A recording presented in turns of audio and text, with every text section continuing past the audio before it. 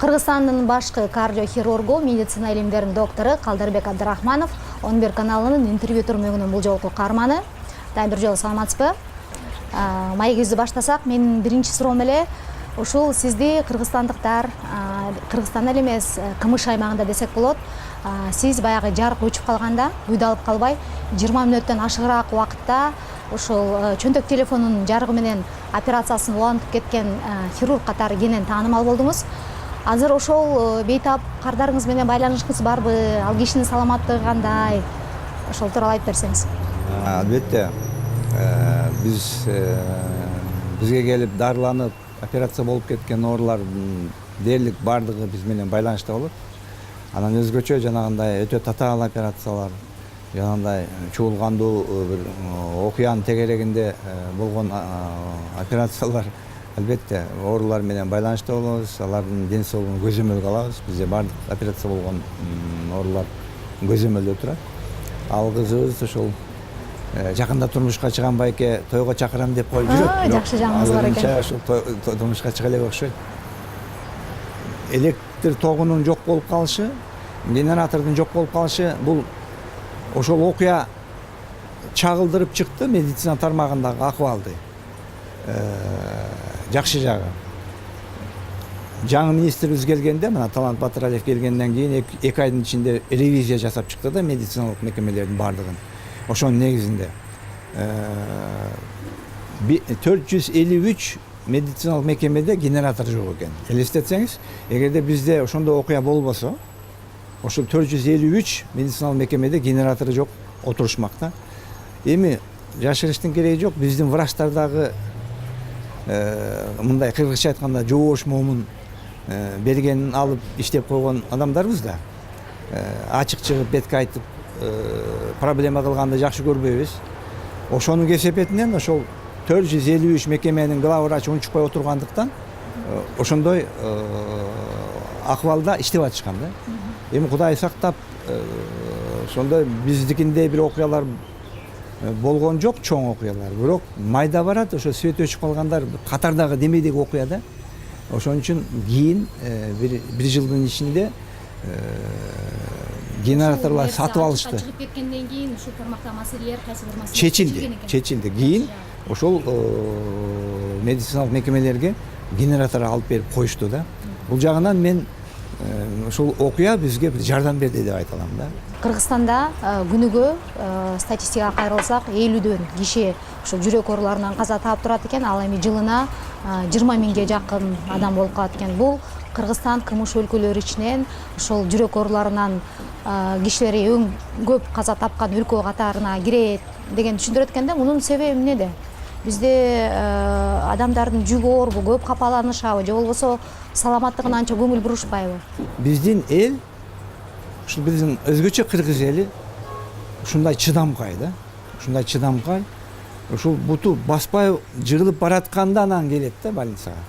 Ошон үчүн бизде жанагы алдын алуу, убагында дарылоо жок болгондуктан бизде жанагындай кабылдап кеткен учурлары көп болуп, анан өлүм ошондон көп болуп атат да. А негизинен оорунун саны Казакстанда деле, тигил Европада деле божомол менен бирдей, бирок жашоо шартына жараша, жеген тамагына жараша Европа мамлекеттеринде көбүрөөк. Биздики таза аба, жаратылыш бир топ ыңгайлуу, ошондуктан бизде негизинен азыраак болуш керек да. Бирок биздики жанагындай кабылдап элип алып, көңүл бурбастан жүрүп отуруп, анан кийин өлүм көбүрөөк болуп калып атат да. Эгерде биз убагында дарыласак, убагында жана профилактикалык иштерди алып барсак, тигини кыл, буну кылба, буну же суукта калба деп, анда мүмкүн ошол сан азыраак болот эле да. Дагы эле ошол статистикага кайрылсак, ошо Кыргызстанда жүрөк ооруларынан каза тапкандардын 55%, жарымдан да көбүрөөгү аялдарга туура келип калат экен да. Анан бул эмнеден улам мындай болушу мүмкүн? Аялдардын жүгү оорураакпы? Сиздин жеке өзүңүздүн көз карашыңызда буга мунун себеби эмнеде? Негизинен өзү статистика боюнча аялдарда көбүрөөк кездешет. Сизге да кайрылгандар көп болсо. Аялдардан кездешет, бирок көбүнчө аялдардыкы жанагындай бессимптомный деп айтылат. Эми аялдар эркектерге караганда чыдамкай, анан жанагы мен жана айтпадым, чыдап жүрүшөт, көрө оокат менен алаксып жүрүшөт, анан кечирээк келет да, ошондуктан кечирээк биз диагностика кылып калабыз негизинен. А бирок негизинен аялдарда бир аз көбүрөөк кездешет. Айырма деле жок. Бул оорунун көбүрөөк бир жерде азыраак кездешиши негизинен жанагы адамдардын өзүнө эле жараша да. Мисалы үчүн Финляндия, Скандинавия өлкөлөрүндө ушул медицинада өнүккөн, анан адамдардын аң сезими жогору. Мисалы үчүн эртең менен турганда кичине башы ооруп турган болсо, ал барып кан басымын өлчөйт. Же болбосо өзү өлчөйт, өлчөгөндү билет, ал окуган, мектепте да окуган, вузда да окуткан, же болбосо жумушунда көрсөткөн дегендей да. Ошондой мероприятияларды окуу эмелерин жүргүзүп, бардыгы мындайча айтканда даяр буга. А биздин эми айыл деп эле айтып, шаарда деле мисалы үчүн ошентип эртең менен турганда башы ооруп аткан болсо, бир байкең эле эжекең да. Бир ысык чай ичип алсам ооруганы басылат го деп барып ысык чай ичет. Же болбосо түштө же кечинде бир мероприятие, той, тамаша же бир нерсе болуп атса, койчу ошол жака барып келе коеюн, элдер менен сүйлөшүп алаксысам, башым оорубай калса керек деп ушундай менталитет менен кетип калат. Анан ал жактан чучук жейт, анан арак ичиши мүмкүн байкелерим. Эртеси анан ошол мурунку күнү башталган оору эртеси анан кийин бутунан чаап, жыгытып, же инфарктка алып келет, же инсультка алып келет. Мына менталитет. А эгерде убагында эртең менен баш ооруп атканда давлениесин көрүп, давлениеси бийик болсо врачка барып же дары ичип койсо, ошол кабылдоо болмогон эмес да. Кеп көбүнчө ошол мааниде да. Анан статистика боюнча негизинен эле бир калыпта эле кездешет. Сиз өзүңүз да белгилеп кеттиңиз, биздин эл абдан чыдамкай, ооруну чыдап көтөрүп жүрө беришет, анан такыр болбой калды дегенде кайрылышат депчи. Ушунун эсебинен баягы өлүм житимдер да көп болуп атат деп. Анан эми сиздин практикаңызда деле болгондур. Сизге кайрылып, бирок баягы өмүрүн сактай албай калган учурлар болот да, бейтаптардын. Ошондой убактарда өзүңүздү кантип жоопко тосуз, же болбосо кантип алаксыйсыз, кантип ошол убакыттан өтөсүз? Мен бир нерсе айтам, мүмкүн кээ бир кишилерге жакпай калышы мүмкүн, туура эмес түшүнүшү мүмкүн. Мен бирок айтам, ар бир өлгөн оорулар менен биз бир кичине бираздан өлөбүз да. Орусча айтканда, понемножку өлөбүз. Ар бир өлгөн адам, бул адам өлүп атканда, бул акыбал өзүнчө бир аура да, жаман аура. Буну врачтар көнүп калат деп айтат. Бул врачтар да көнбөйт эч жокта. Албетте биз кайгырабыз. Кичинекей жүрөктө так калат, акыл эсте так калат. Ошол да ден соолукка бизге зыян тиет. Анан биздин баягы эле мен мисалы үчүн 10 жыл Москвада иштеп окуп келдим. Европада көп жерлерде болдум. Ошолардын медицинанын шартын, иштеген шартын көрүп, ушул бизге келип оорулар жетпей калып, больницанын астанасынан өтпөй баратып, кулап каза болуп калган учурду көргөндө, эми ыйлагың келет деген сөз бул жөнөкөй эле сөз да. Жүрөгүң күйүп, жанып, ачышып, эмне кыларыңды билбей каласың. Кимди күнөөлөшүңдү билбейсиң. Же ошол кеч келген оорулууну күнөөлөй албайсың. Же ошол медицинанын акыбалын оңдоп бере албаган биздин мамлекетке жана саясат кылып тартышып атабызбы, талашып. Ошоларды күнөөлөшүңдү билбейт. Же өзүңдү күнөөлөй албайсың. Ушундай бир жаман акыбалда каласың да. Бул сөз менен түшүндүрүшү да кыйын. Мана мисалы үчүн сөзүм куру болбосун үчүн айтып коеюн. Мен Жалал Абадка барганыма 4 жыл болуп калды. Ошол жерде эми начарыраак имаратта жайгашып калдык да, шарты жок. Азыр дагы бир аз лифти коюп оңдоп койдук. Ошондо лифти жок болчу. 4-чү этажда поликлиника. Айла жоктон ушу 3-чү этажда. Жүрөгү ооруган киши 3-чү этажга чыкмак турбай катуу кыймылдабаш керек да. Анан айла жоктон 3-чү этажга чыгышат. Лифт жок болчу. Кулак кагып кыйкырып лифти жок деп айтабыз. Бирок мамлекет 3 жылдан бери жасап, ушу 4-чү жылы куруп берди. Жакшы, рахмат эми. Ошол 3 жылдын ичинде бир 10го жакын адам жапа чекти да. Алардын мен билгенден 3-ü каза болду. Көтөрүп баратып, үстүнө чыгып баратканда каза болду. Бирөө ошол үстүнө чыгып жардам бере албай калдык. Мен өзүм катышып. Албетте бул бир адам өлдү дейли. Бирок бир адамдын артында бир үй бүлө, бир айыл, анын балдары, бир туугандары, бул чоң трагедия. Ушул өңүттөн караганда албетте мындай окуяларды биз врачтар мындай жөндөн жөн эле көз жадында калтыра албайбыз. Демейдегидей окуяда эле бияка чыккандан унутуп калбайбыз. эсибизде калат. Өзгөчө биз кардиохирургдарда мындай окуялар көп болот. Айла жок, иштеп атабыз, бирок аз-аздан болсо дагы эми жылыш болуп атат медицинада. Бир аздан болсо дагы. Эми ошонго канет кылып иштеп атабыз. Негизи эле билебиз, бизде ошо медицина тармагында көйгөйлөр абдан көп. Алардын эң башкысы катары бул коррупция айтылып жүрөт. Коррупциядан кийин эле бюджеттен ушул медициналык тармакка бөлүнүп жаткан каражаттын аздыгы дагы бир себептердин бири. Бирок ошентсе дагы ушул тармактын өнүкпөй жаткандыгына ушул медициналык кызматкерлердин өздөрүнүн да кандайдыр бир баягы күнөөсү дейликпи, айыбы барбы, же болбосо ушул тармактын өнүкпөй жатканына дагы кандай башка факторлор тоскоолдук кылып жатат? Ушул боюнча айтып берсеңиз. Медицинанын өнүкпөй атканына деп айтсак, мындай кичине туура эмес болуп калат.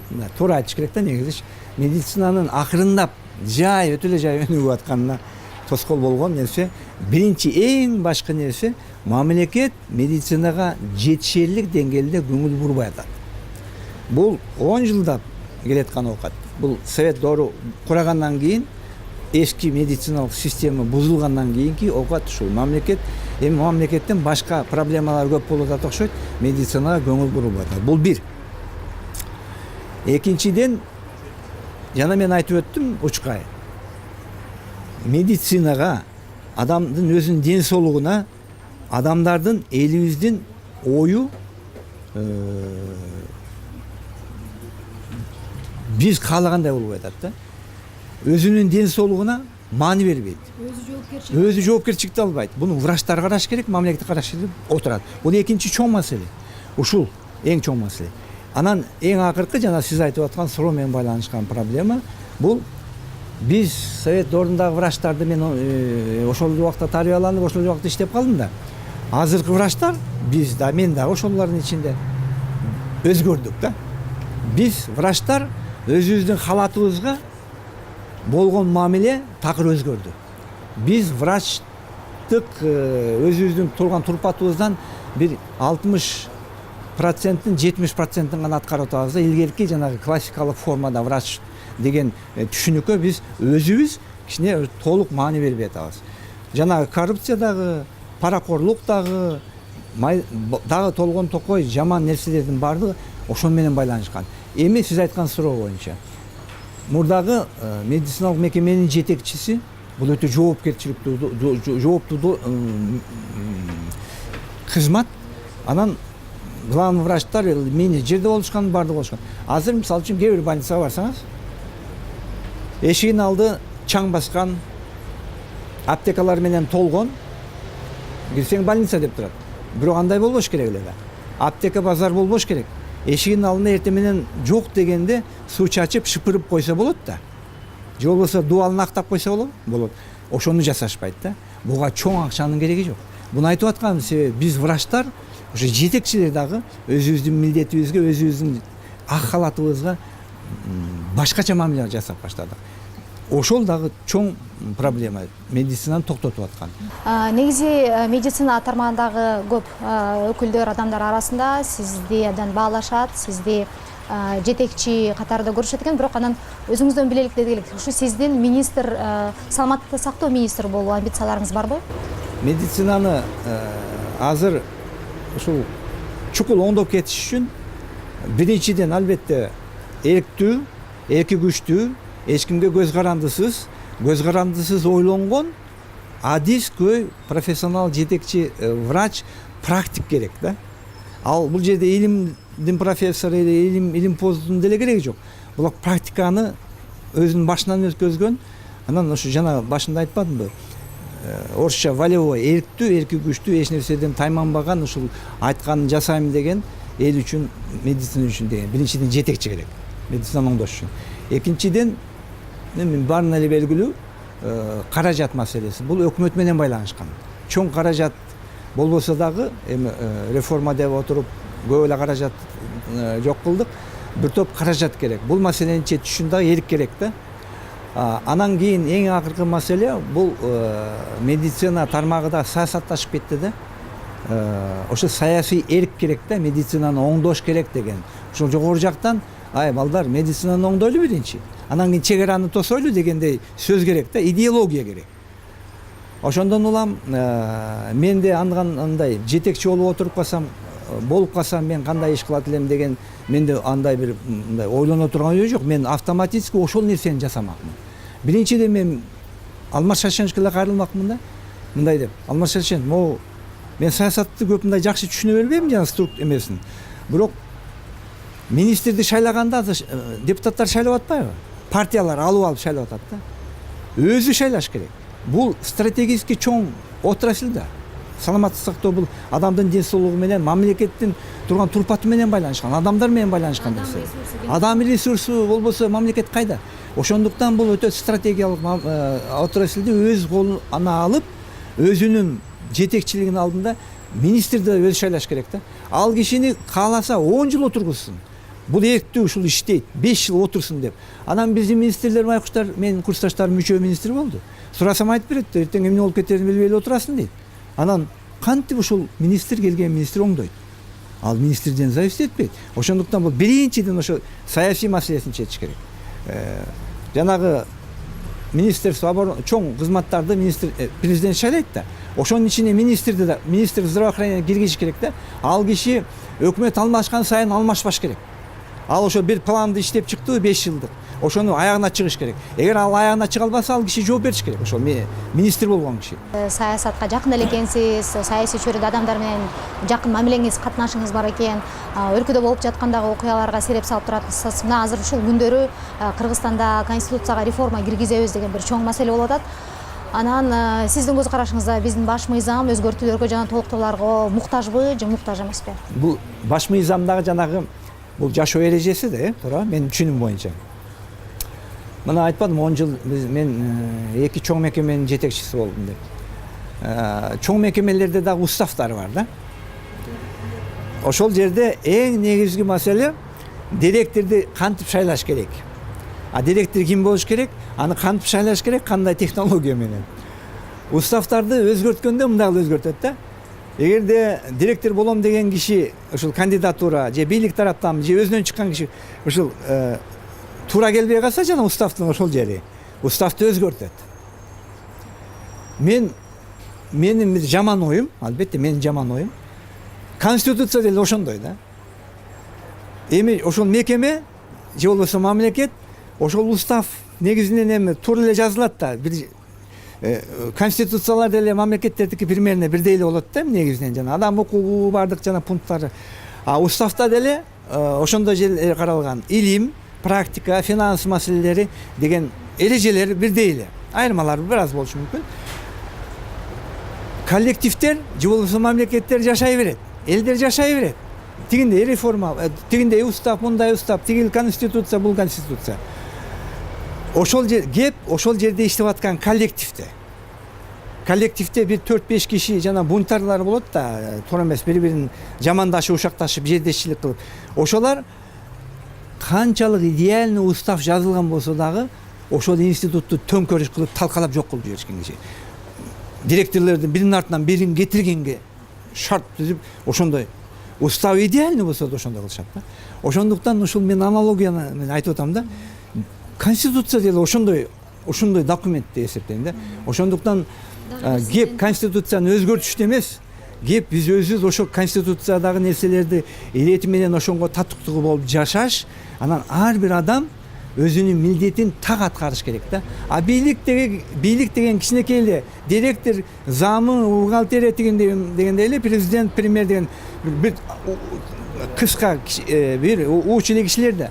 Ошондуктан алардын маселеси бул башка маселе.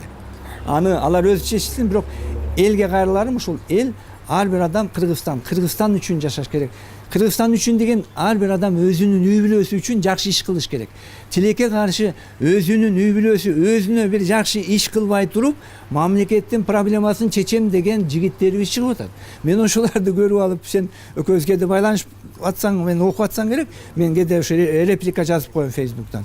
Ошолорго мен күлкүм келет. Биринчи өзүңдүн мындай оюңду, үй бүлөңдү кандай оңдойсуң, эртең эмне кыласың ушул үй бүлөңө, үй сатып аласыңбы, үйүңдү кандай оңдойсуң, балдарыңды кандай тарбиялайсың, ушул жөнүндө ойлонбой туруп, баласы тигиндей иш кылат, тиги үйүндөгү иши мындай, үйүнүн кебетеси тигинде, анан кийин барып туруп чоң саясаттан сүйлөйт. Алмаз Шаршеновичти критикалайт, тиги Бабановду критикалайт, Текебаевди критикалайт, ошентип отурат да. Биздин кыргыздын бир элибиздин эми көпчүлүк эмес, кээ бир адамдарыбыздын ушул оору болуп калган, бул кандайдыр бир оору акыбал болуп атат да. Ушуну биз коом өзүбүз тазаланышыбыз керек. Анан конституция дагы иштеп кетет. Мүмкүн ал жанагы жетекчилер айтып аткан бир, мен эми аны саясатты талдагыдай саясат талдоочу эмесмин да. Бирок ал жерде жан документтерде кандайдыр бир жерлерде туура эмес болушу мүмкүн. Аны оңдош керектир. Бирок анын дагы өзүнүн эрежелери болуш керек да.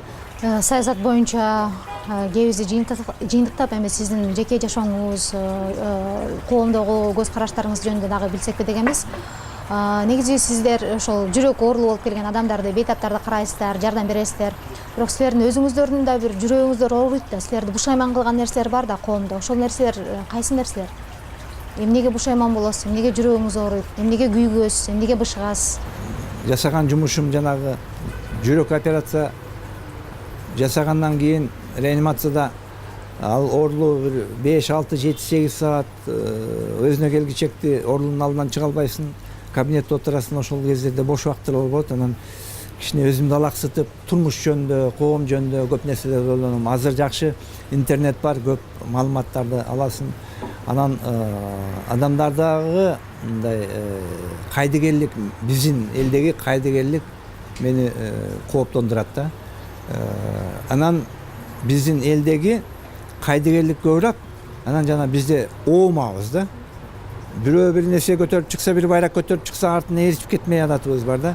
Эл мүмкүн кандайдыр бир деңгээлде элдин ушул акыл эси, менталитети биз каалаган акыбалга жете элек, мүмкүн бир убактардан кийин жетиши мүмкүн, жетсе керек.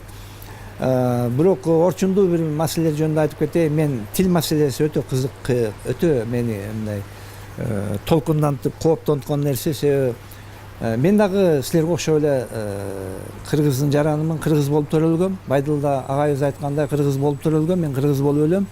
Буну мен улутчул десе, улутчул дегендер улутчул дейт, бирок түшүнгөндөр кыргыз экен дейт. Ошондой өңүттө мен чек ара маселеси көтөрүлгөндө жүрөгүм ооруйт. Албетте чек арабыз аңырайып ачылып турат. Мамлекетибиз 25 жылдан бери өз алдынча болуп атабыз. Кантип эле ушул чек араны жаба албайбыз деген ойлор жүрөгүмдү оорутат. Анан кийин тиги тил маселесине келгенде мен мына башкаларга мен акыл үйрөтпөй эле коеюн. Өзүмдүн неберем садикке барат да, 5 жашка чейин, 4 жашка чейин тили кыргызча чыкты. Буудай булдурап кыргызча татынакай бал тилин чачып кыргызча сүйлөшүп жүрдүк эле. Садикке баргандан кийин айла жок, кыргызча садик жок экен бул жерде. Азыр бир ушу Минкультуранын кыргызча садиги бар экен. Ага барыш үчүн өтө кыйын экен да. Анан айла жок орусча садикке берсек, мына бүгүн азыр орусча сүйлөйт, менен кыргызча сүйлөшпөйт. Мен кейигеним ушул. Мен албетте кыргызча сүйлөтөм ага. Бул жөнөкөй эле бир амбиция эмес да. Ушул менин неберем кыргызча сүйлөбөй калса, ал кыргыз болбой калат да, жарым кыргыз болбой калат. Ушул элибиз, ар бир кыргыз ушундай ойлонсо дейм да, Мына кинолор чыгарып атат да, кинолордо жанагы өзүңөр деле байкасаңар, жанагы бир эпизоддордо жаш жигит менен жаш кыз орусча сүйлөшүп, орусча сөгүшүп ошентет. Жок, аны кыргызча сөгүшүп, кыргызча сүйлөштүрүш керек. Ошону кинодон көрсөтүш керек. Кыргыздар кыргызча сөгүшөт, кыргызча сүйүүнү, бири-бири менен сүйүүнү түшүндүрүшөт деп. Анан кинонун максаты элге ошону тарбия көрсөтүш керек да. А биз тескерисинче жаштарга сүйүүнү орусча объяснить этиш керек деген мааниде берип атпайбызбы? Же орусча сөгүшүш керек деп. Мына ошол биздин искусство кишилери, режиссерлор ошону эске алыш керек. Рахмат, эми маегибиз соңуна чыгып калды. Соңунда сизге бир соңку собол болсун. Көбүнесе ушул жүрөктү сүйүү менен символдаштырат.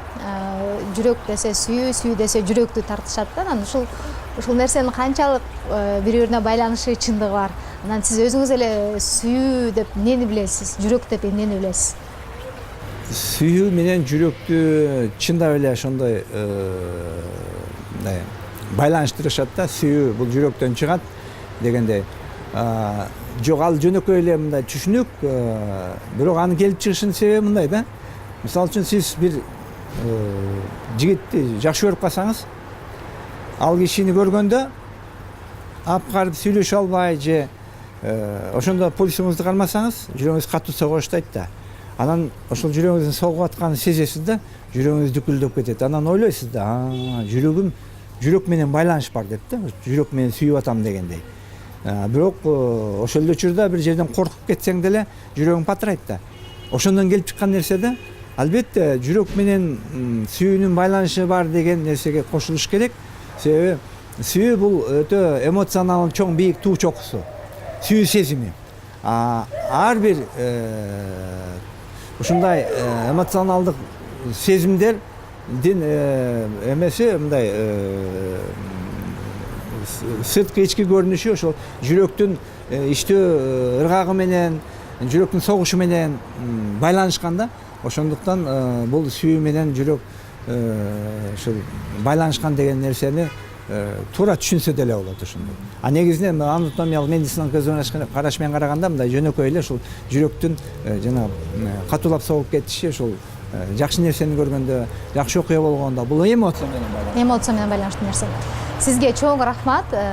Биздин көрөрмандар эсинде бүгүн бизде интервью түрмөгүндө Кыргызстандын башкы кардиохирургу, медицина илимдеринин доктору профессор Калдарбек Абдрахманов болду. Эмки жолу көрүшкөнчө саламат калыңыздар.